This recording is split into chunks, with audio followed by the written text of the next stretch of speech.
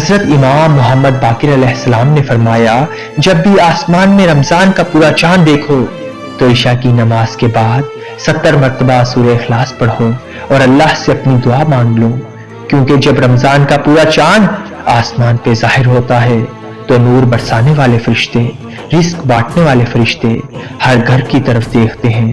اگر کوئی انسان اللہ کی عبادت میں مصروف ہوتا ہے، اللہ سے اپنی دعائیں مانگتا ہے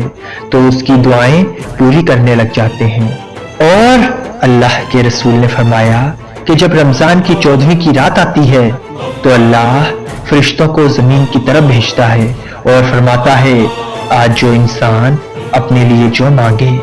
اسے بغیر کسی حساب و کتاب کے عطا کر دینا اور اس کی مصیبتوں پریشانیوں کو ختم کر دینا اور دعاؤں کو پورا کر دینا